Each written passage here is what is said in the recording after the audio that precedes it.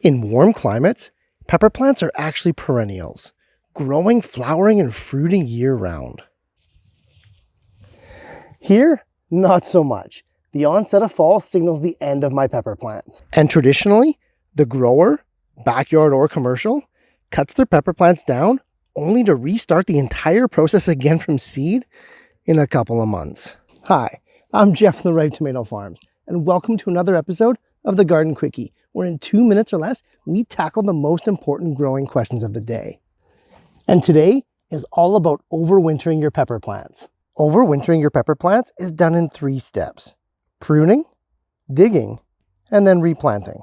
Do note that if you live in an area that stays above 60 degrees Fahrenheit or 15 degrees Celsius, you can leave your peppers in the ground all year. If you don't get a true winter or even a frost, you can just leave your peppers in the ground, covering them for those rare days where the temperature does dip.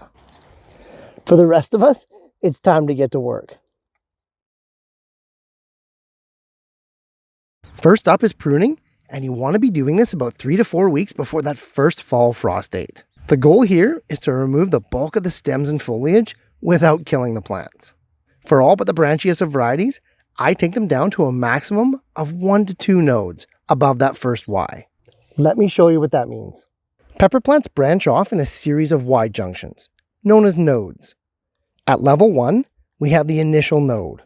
What we want to do is take the plants down to 1 or 2 levels above that first Y. If it makes it easier to see what you're doing, you can cut off all the foliage first, because the end result is a bare stem with only 3 to 4 nodes remaining. It seems harsh, but that's the reality of overwintering peppers. With the majority of the foliage and branches gone, our simplified peppers can now be dug up. Pepper plants have extensive root systems, but we just want the immediate root ball. Try to get as much as you can though, but a 1 foot radius around the plant is usually enough. I shake off as much soil as possible and go fresh for the repotting. Give your peppers a decent sized pot, 2 gallons or so, but nothing too crazy. Their growth will be limited over their time indoors, and if you're doing several pepper plants, space can get tight pretty quick. Using a sterile organic potting mix, plant your peppers right up to their original root color, where the stem meets the soil.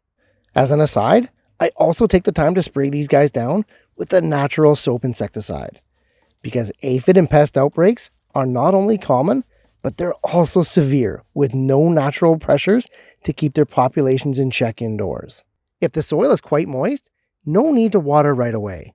And in fact, our watering schedule will be much more infrequent than it is in the summer. Give the plants a few hours of light daily and try to keep the temperatures below 65 degrees Fahrenheit or 18 degrees Celsius. An unheated garage or solarium works best. We're not actually trying to grow the pepper plants. We're just trying to keep them alive in a semi-dormant state.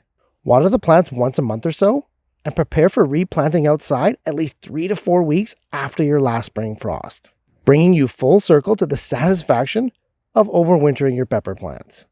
Know what else is satisfying? Surely the next episode of the Garden Quickie. Thanks for watching, guys.